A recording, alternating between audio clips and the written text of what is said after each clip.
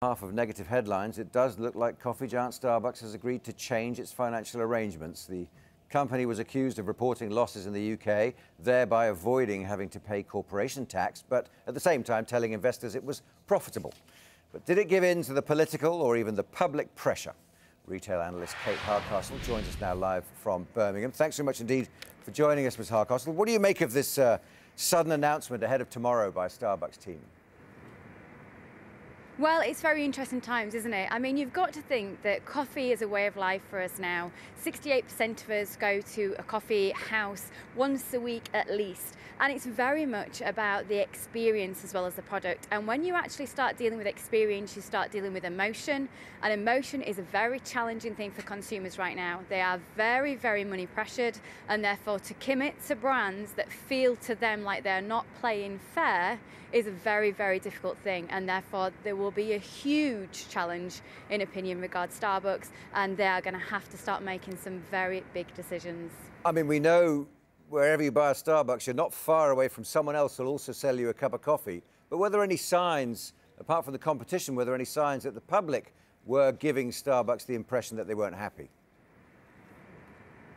Well, I think it's very interesting. Like I say, it's a marketplace that's grown and growing, and it's a part of our culture and way of life right now. When Starbucks started by, was started by Jerry Baldwin in 1971, it was an organisation that was very much about an emotional organisation, sit down, relax, almost a romantic coffee house style and feel. And to be that as an organisation, you've got to deliver on those brand values. And I think what you've got in the public's mind, I've been asking some of the general public today how they feel, is what seems to be a very hard-faced organisation that perhaps haven't played by the rules, and therefore they're going to feel very sore about it and rebel against that. I think definitely in a crowded marketplace, competition is extremely big at the moment for coffee houses. People are looking at innovation, different products, and therefore it's going to be a challenging marketplace anyway, and this is going to have been another challenge for them.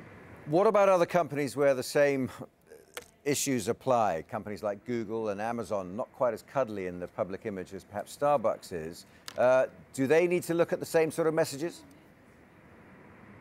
Well, it's exactly right. You're talking about an experience brand against a product where it's perhaps just about the product and price. When you're an online business and it's literally about getting the best price or best value, it's quite a simplistic black and white transaction for the customer to make. A coffee house where you're actually wanting to spend time in the premises, therefore feel comfortable with that brand, almost being invited to their house, if you like, is going to be a very different transaction. Though I imagine all brands that have brand awareness as part of their financial setup, as part of their brand and business worth, are going to want to make sure the customers feel good about that brand, and therefore they're going to want to make sure they try and change customer perception. So you don't think the same sort of rules apply to companies like Amazon and Google, particularly, which have also been highlighted as having questionable, although legal, tax practices in this country?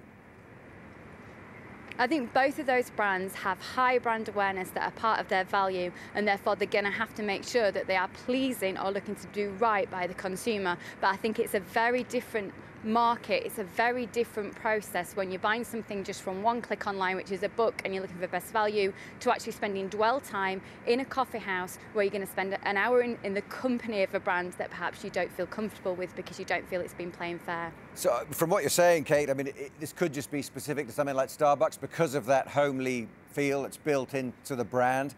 Or do you think it might be the beginning of a bit of consumer power which starts to steer the way corporations operate?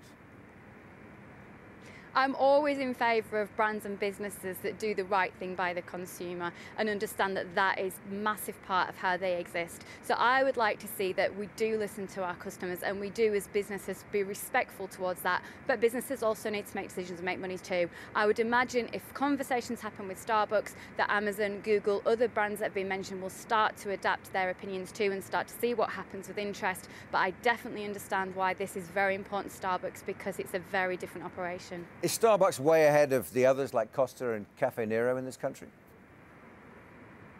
opinion would perhaps say no. I think definitely Costa is being seen as a favoured brand at the moment. They are all on an innovation track. They understand things like the importance of Wi-Fi, how we use these as facilities. 24-hour coffee shops have started opening, which is interesting for the UK, and how those brands franchise into different licenses, different products. The instant coffee stations that you see in petrol stations now, the products that you buy off your shelf in the supermarket, all of these have value to those brands. So these companies are very, very aware of that, and yet you've got some fantastic independent coffee shops that don't have these challenges, that won't ever be worried about how many millions it's perhaps perceived they haven't paid in taxes, that are doing a great job as well. Therefore, the consumer can choose with their feet. There is definitely choice there. There's 14,000 outlets to choose from, and if you aren't looking to do the right thing by the consumer, they will start to choose with their feet.